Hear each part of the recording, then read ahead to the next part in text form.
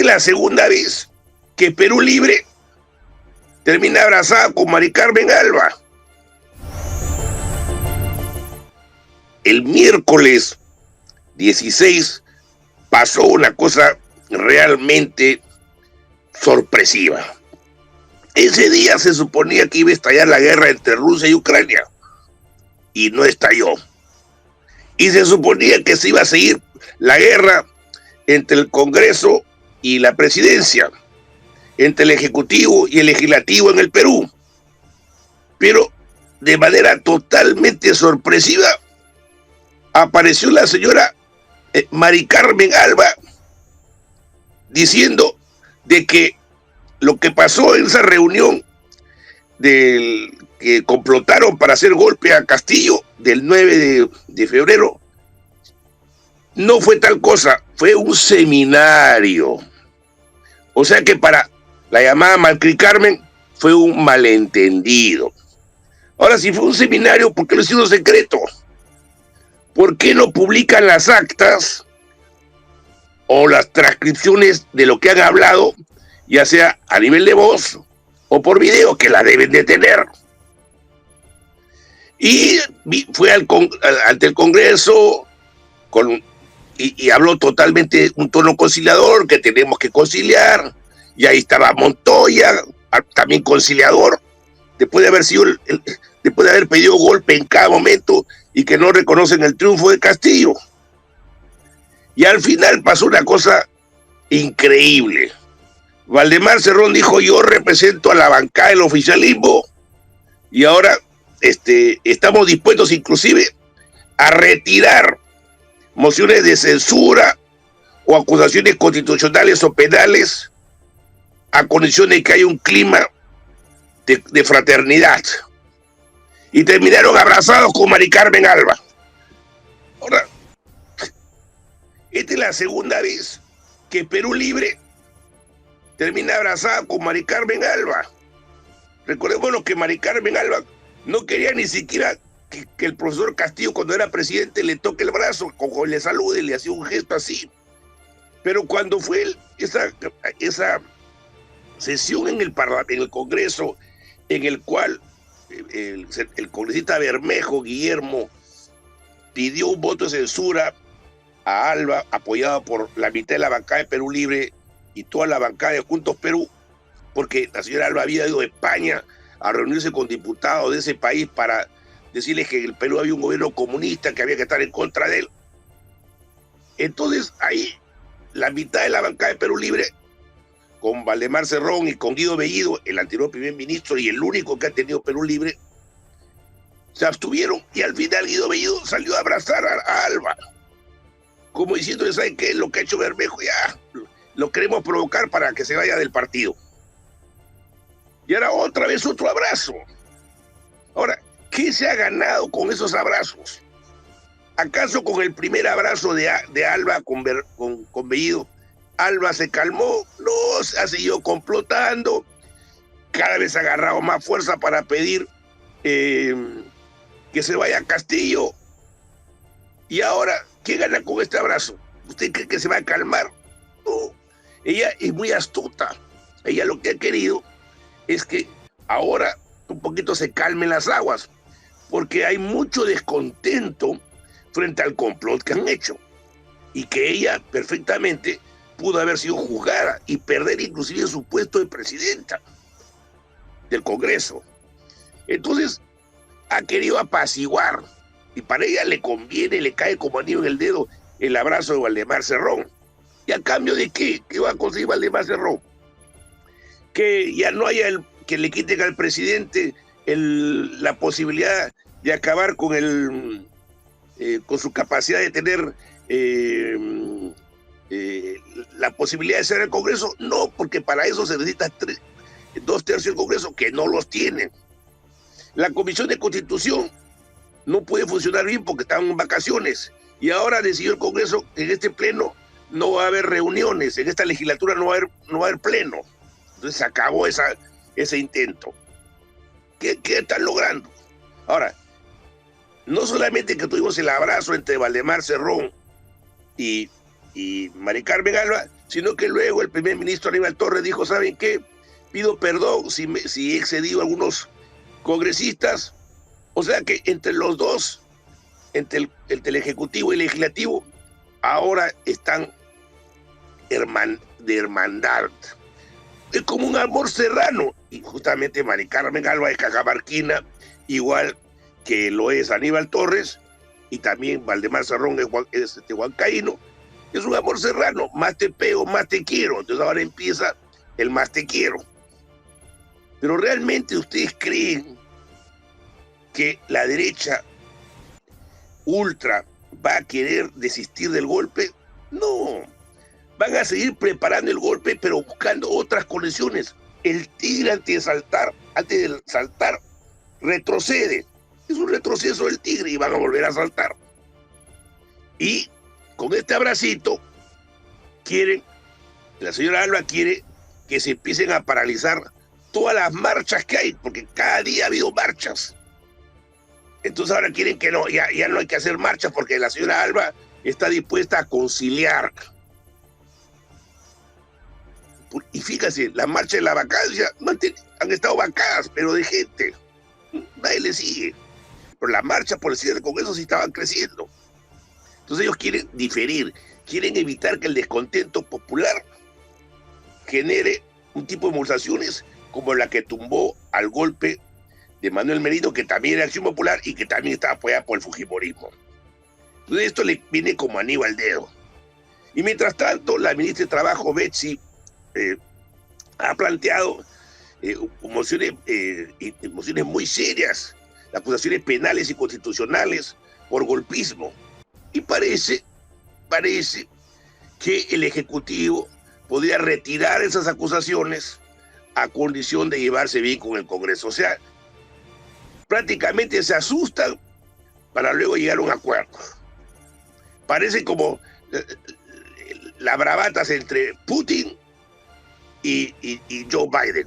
O sea, se amenazan de guerra y al final se van a llevar bien. O la bravata que había entre Donald Trump y Kim, el presidente de Estados Unidos, y el presidente de Corea del Norte, donde se decía que inclusive se iban a tirar bombas nucleares y al final terminaron de buenos amigos. Entonces, estamos en una situación en la cual están ahora buscando una nueva componenda, que nuevamente ya el profesor Castillo vaya abandonando nuevas demandas, que ya no se hable de asamblea constituyente, y que no es importante movilizar a las masas. Lo que no se dan cuenta, o se dan cuenta y quieren hacerse los ciegos, es de que no van a parar de complotar estos sectores golpistas. No van a parar. Simplemente están buscando ganar tiempo. Y mientras tanto, Valdemar Cerrón le abraza porque, como dice la señora, ¿sabe qué? No nos fastidies, pues déjanos tener nuestros dos ministerios, que son de Perú Libre, el de Salud y el de Energía y Minas. A ver si nos aguantas, danos tiempito. La señora Alba, mientras tanto, le ha dado hasta el último día posible para que se presente a Aníbal Torres como primer ministro al Congreso, que es el día 8 de febrero, el Día de la Mujer. O sea, exactamente un mes desde que él se juramentó como primer ministro. Entonces, creo que vamos a una conciliación y vamos a querer una desmovilización. Lo que el profesor Castillo y Aníbal Torres no quieren entender es que si desmovilizan ahora al descontento popular, eso es lo que quiere exactamente la derecha. Y la extrema derecha se ha dado cuenta que si ahora tumban a Castillo, 3/4 de la opinión pública pide que se vaya también al Congreso. Y eso no quieren. Entonces, es el Congreso que está empezando a ser arrinconado. Y cuando se sienten arrinconados, dan el abracito. Creo que el haber aceptado ser abrazados por la señora Alba va a significar que la misma señora Alba termine clavándole otro cuchillo por segunda oportunidad al gobierno y a Perú Libre. Y pienso que la única alternativa que hay para ir frenando al golpismo es movilización de masas y que se instale una asamblea constituyente. Porque ya es hora de que el Congreso deje de querer cambiar la Constitución, porque esta ha sido elegido para hacer leyes, y que el Ejecutivo se dedique a gobernar. El cambio de la Constitución debe ser hecho por una institución electa especialmente para ello, y esa es una asamblea constituyente en la cual, como en Chile, como en Colombia, con gobierno de derecha, se ha permitido que los pueblos indígenas y otras organizaciones sociales tengan representación directa en dicha asamblea. Necesitamos una nueva Carta Magna. El primer ministro Aníbal Torres, en el día de San Valentín, en vez de hacer un homenaje al amor y la amistad, se vio obligado a denunciar cómo quieren romper la amistad entre los peruanos para promover un golpe de Estado. Y efectivamente hizo un cronograma de cómo desde el primer día en el cual el presidente Castillo fue electo, que ya es el 6 de junio del 2021, le han querido golpear. Como analista internacional, que llevo más o menos un tercio de siglo analizando varios países del mundo, yo no conozco un caso anterior en la historia peruana, como tampoco un caso en las recientes democracias multipartidarias de Occidente y tal vez del mundo, o por lo menos de los países que no están en guerra civil o guerra interna, en el cual tanto se haya querido golpear a un presidente electo. Apenas Castillo es electo y ya le quieren decir que no reconoce los resultados, vienen a plantearle el golpe, van a la OEA a desconocer. Esto no lo dijo Torres, pero la persona que era el número 1 en la lista de Acción Popular interna, el número 2 era la señora Mari Carmen Alba, para las internas de Acción Popular, para la candidatura presidencial, el señor Alfredo Barnechea fue a los militares y les pidió que hagan un golpe y a un gabinete cívico-militar. Y luego, apenas llega Castillo, ya le hacen una vacancia, y una vacancia express, que creo que a los 3 meses, 3 o 4 meses, cosa que no es inaudito, no pasa en otra democracia multipartidaria, y encima están planeando una segunda vacancia. Bueno, es evidente que no hay otro gobierno democrático en el mundo con tantos problemas de golpes y de intento de sacar al presidente. Pero ¿cuál debe ser la respuesta? El presidente Castillo tiene 2 opciones. La primera es permanentemente seguir haciendo concesiones. Entonces, por ejemplo, cuando no lo querían dejar ser presidente, inicialmente hacía grandes marchas. Recordémonos que el último fin de semana de junio hubo una marcha de 30 cuadras en Lima, que es bastante para Lima. Después prometieron un paro para el 6 de julio, pero que no lo organizaron bien. Y ahí dejaron de hacer movimientos sociales y se dedicaron más que todo a buscar demostrar a las élites peruanas de que ellos iban a hacer un gobierno, entre comillas, normal. Que el señor Castillo iba a ser un nuevo Toledo, porque además viene del partido de Toledo, que estuvo 15 años en Perú Posible, que iba a ser como Humala. Dijeron de que el Banco Central de Reserva iba a estar en las mismas manos del señor, de que había estado durante 15 años ahí y le han ratificado el señor Julio Velarde, que anteriormente Pedro Franque decía que su gestión era desastrosa porque tiene unas tasas de bancarias más desiguales del mundo. Lo ratificaron. Se llevaron muy bien con Estados Unidos, un gobierno de izquierda que lo primero que hizo fue aceptar renovar por 5 años el USAID, cosa que para Venezuela y Bolivia significa intervención militar.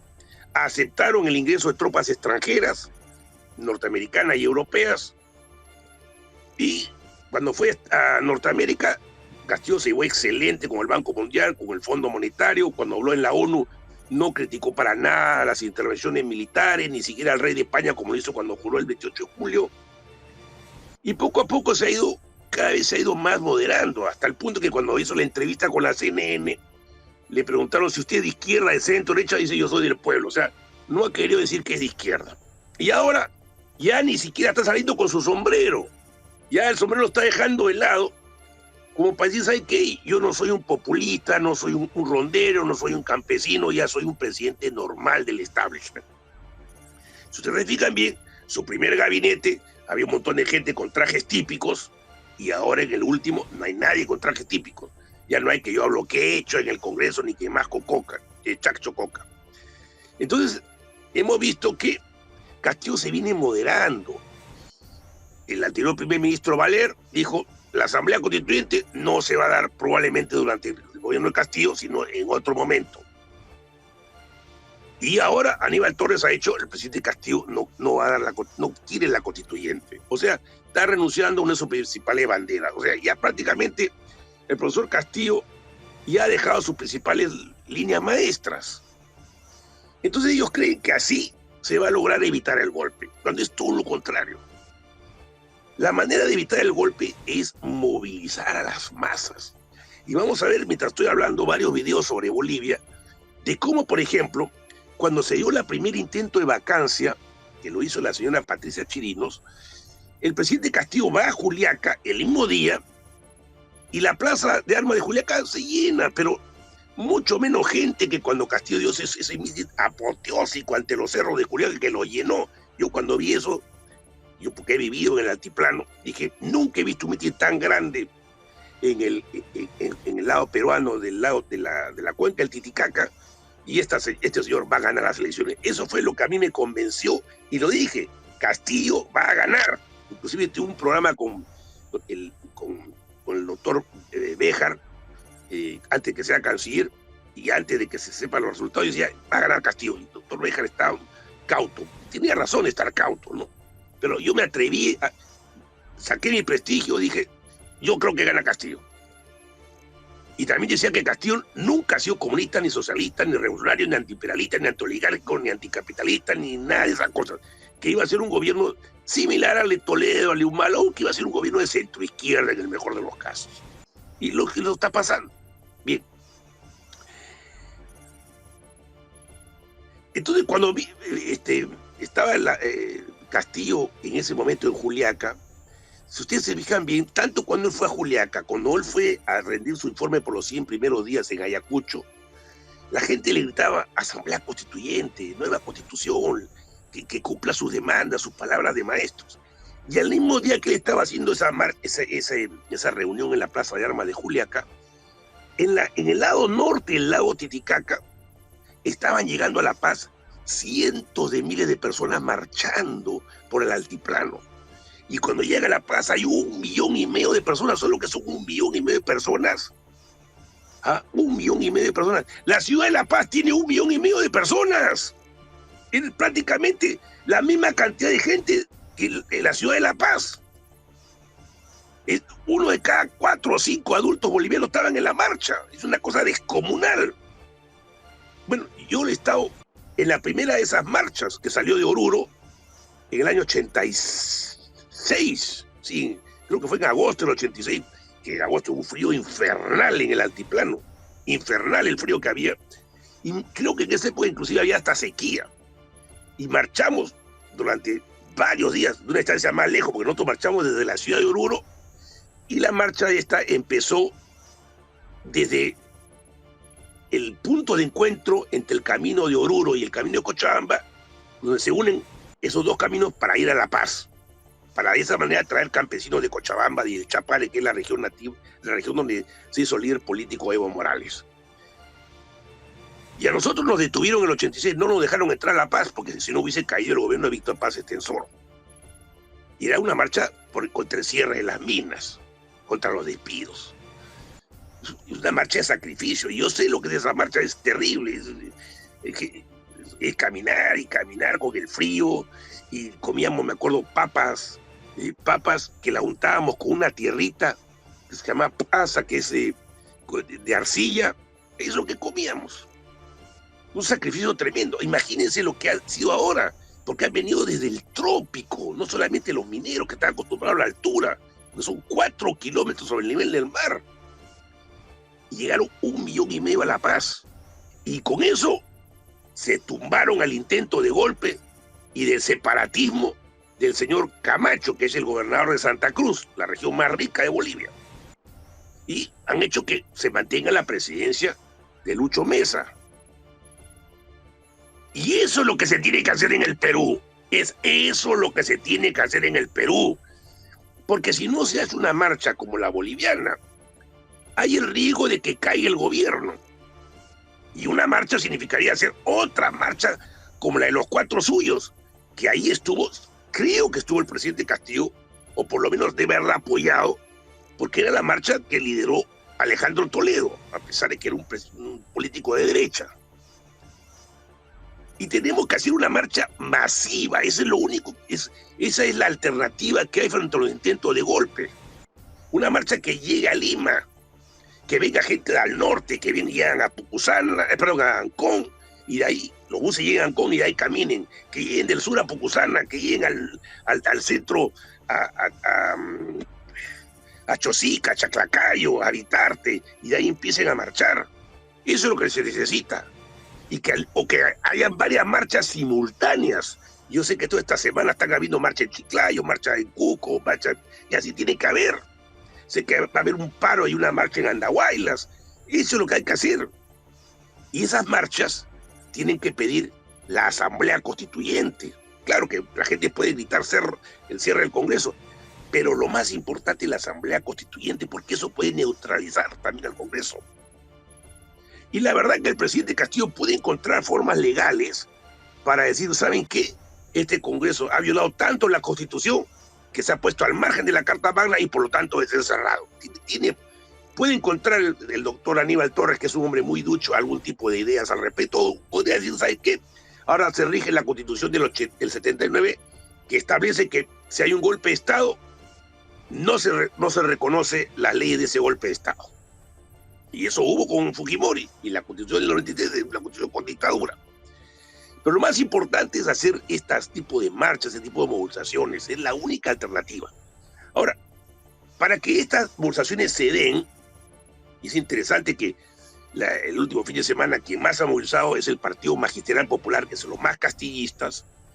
No los he visto a los de Perú Libre, porque parece que Perú Libre solo quieren hacer marchas que ellos encabecen, pero deberían aprender a hacer frente único. Debería la gente de Cerrón, de Verónica Mendoza, del Frente Amplio, de los maestros, la CGTP, todos hacer un frente único a pesar de sus discrepancias.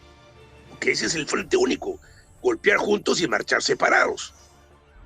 Y si Perú Libre se llama marxista, leninista, mariateísta, esa es la línea. Esa es la línea de Marx, de Lenin, de Mariátegui, el frente único. Bueno, si se quiere además ayudar a que las masas salgan a las calles a oponerse al golpe, debería también haber un paquete de medidas populares que entusiasme a la población. Porque ahora solamente un 30% de los peruanos, uno de cada 3 peruanos, lo respalda a Castillo. Parece que Castillo habría perdido a un tercio o un poquito más de quienes votaron por él, que los ha decepcionado. Porque la verdad es que el profesor Castillo dijo palabras de maestro: me voy a reducir el sueldo, no voy a ganar como presidente. No está ganando como maestro. Que mis hijos sigan a continuar en un colegio estatal, todo indica que no lo están, y además ha hecho una fiesta a todo meter por el cumpleaños de su hijita, que ha costado miles de soles.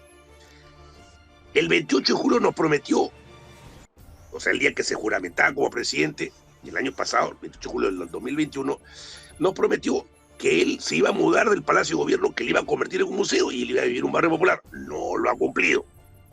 Prometió en su campaña que se iban a elegir a los jueces. Ya se olvidó esa promesa. Prometió que se iban a dar rondas urbanas.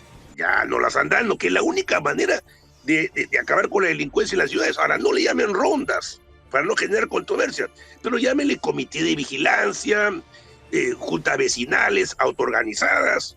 Pero la única manera de parar la delincuencia es con grupos de la propia población, porque la policía muchas veces o no les basta o están en complicidad con el crimen.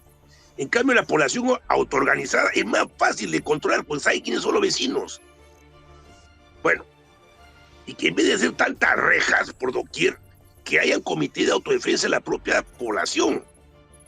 Bien, el profesor Castillo también dijo que iba a renacionalizar o volver a recuperar recursos naturales, y no lo ha hecho. Y miren, hemos tenido el escándalo de la Repsol, que ya dura más de un mes atrás. La peor contaminación que hemos tenido en Lima y Callao. La única metrópoli de más de 11 millones de habitantes en el Pacífico americano. Y Castillo perfectamente pudo haber aprovechado esa crisis para decir es hora de renacionalizar la Pampilla, porque fue rematada a precio barato y con eso Fujimori robó mucho dinero y con eso ha tenido miles de millones de dólares que no se sabe dónde están. La Pampilla debe volver a ser parte del Estado, igual que muchas propiedades de Repsol. No se merece la Repsol tener esas propiedades. No renegociar contrato, porque la Repsol ya es dueña. ¿Cómo se puede renegociar un contrato si ellos son los dueños? Hay que renacionalizarla. Nacionalizar el gas, y que para eso hay que cambiar la Asamblea Constituyente. Para cambiar la Constitución con una Asamblea Constituyente.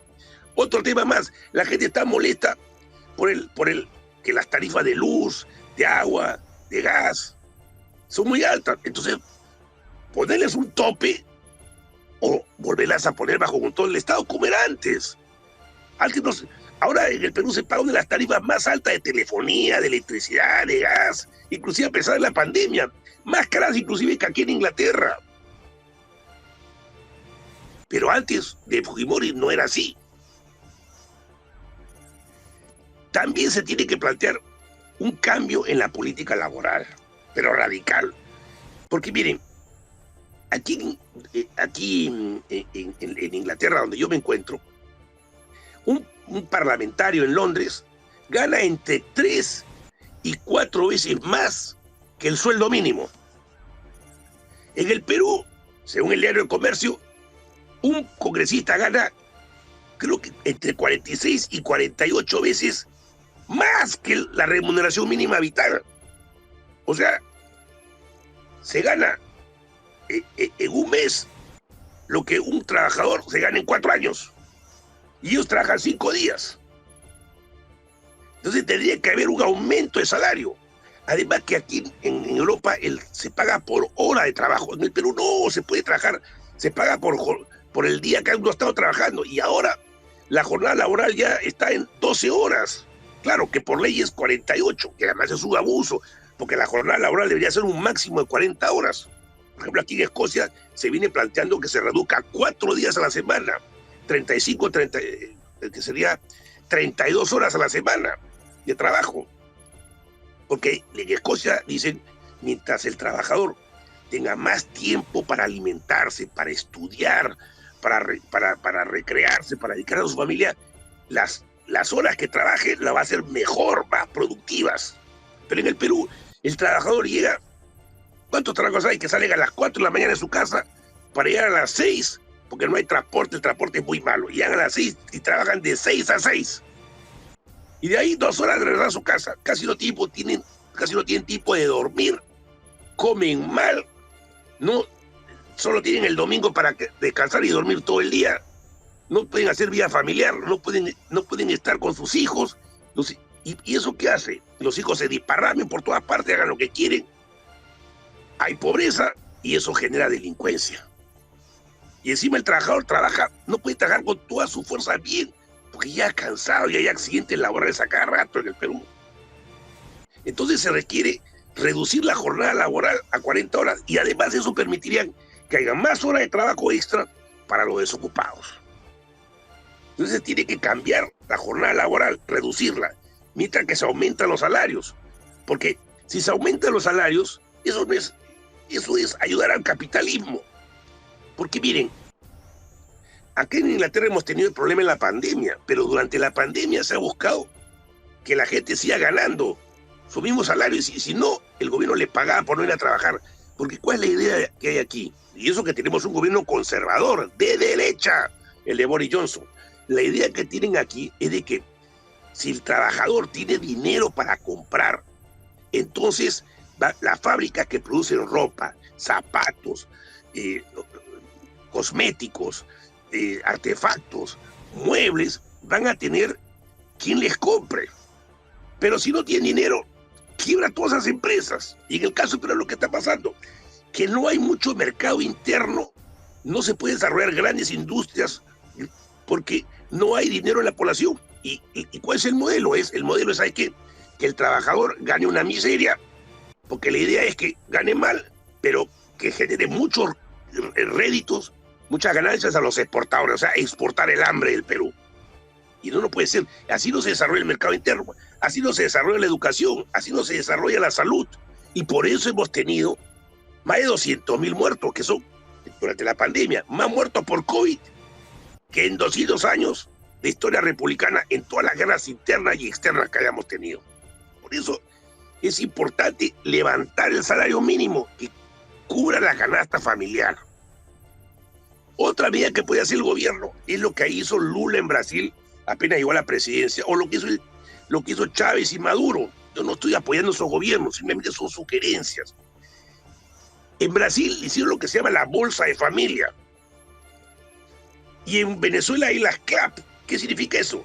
Que hay millones de personas en esos dos países que pueden enfrentarse al hambre. En el caso de Brasil se llamaba hambre cero, porque el gobierno brasileño les daba bolsas con los productos básicos.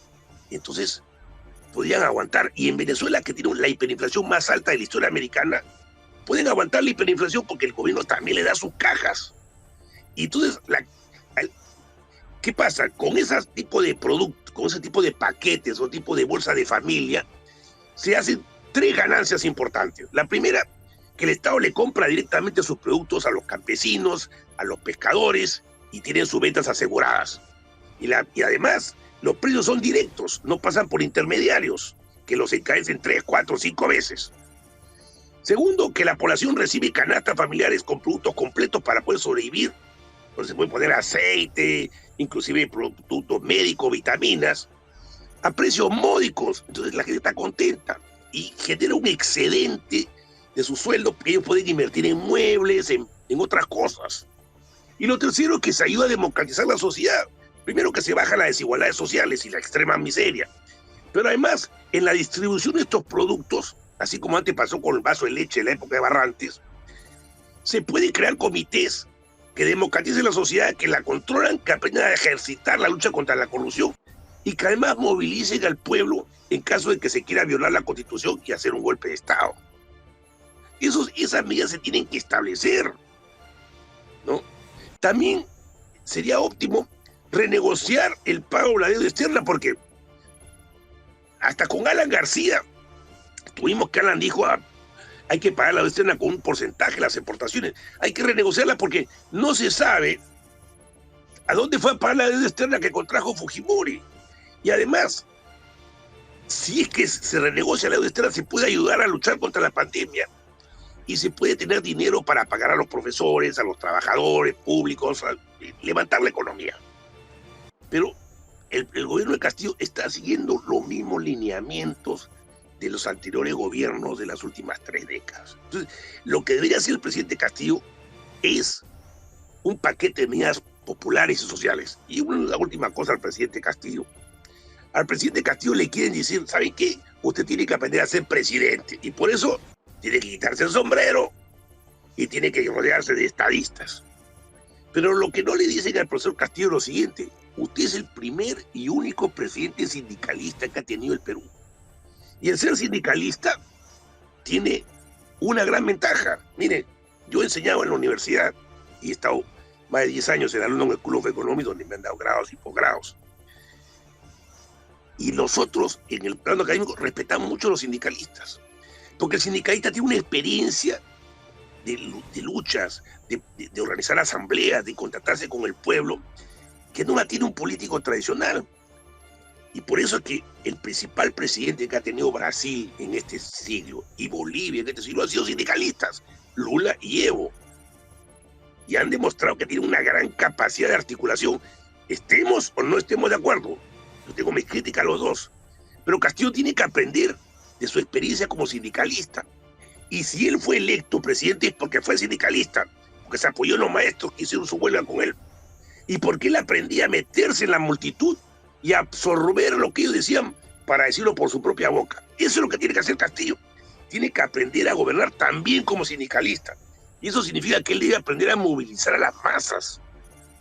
Entonces, si él ahora daría un paquete de medidas populares, trataría de empezar a cumplir sus palabras de maestros, renunciarse a su sueldo presidencial, empezarse a decir, ¿saben qué? Voy a seguir lo que prometí, y haga medidas que apasionen a la población, él podría resistir la embestida del Congreso, que para él tiene la ventaja que es altamente impopular y que todos los líderes de la oposición son más impopulares que él, y evitar el golpe. Porque si Castillo moviliza cientos de miles en las calles, la cosa cambia. Ahora, la señora Keiko Fujimori, con esto termino, le dijo a Castillo: aprende mi papi que renunció. Su papi no renunció. Su papi fue echado por una moción de las masas, tras más de 10 años de haber hecho una dictadura. Y su papi lo que hizo cuando llegó a la presidencia fue disolver el Congreso. Lo hizo en el 5 de abril del 92, en unos días más se cumplen 30 años. Castillo no puede imitar el método de Fujimori, primero porque no tiene el apoyo de las Fuerzas Armadas y policiales. Segundo, porque la coyuntura internacional no le va a favorecer. Tercero, porque el enemigo principal del país no es el llamado terrorismo. O sea, él no puede operar como un Fujimori. Además que sería desnaturalizarse por completo. Pero sí él tiene un arma muy importante, que es la movilización de las masas, porque cuando las masas están en las calles, sí pueden hacer que el Congreso se caiga.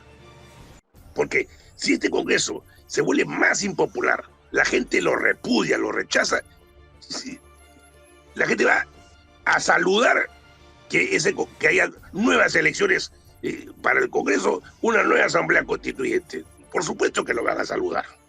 Entonces, conclusiones, la única alternativa de enfrentar al golpe es el frente único de todas las organizaciones sociales, sindicales, progresistas que hay en el país, que se acabe el sectarismo, que Perú Libre deje de privilegiar tanto su aparato y aprenda a trabajar con otras fuerzas, y hacer un frente único para movilizar a la gente en las calles y seguir el ejemplo boliviano, esas grandes marchas. Y por último, ¿acaso el señor Bolsonaro o Trump, que son de extrema derecha, no han hecho grandes movilizaciones para enfrentarse a sus opositores?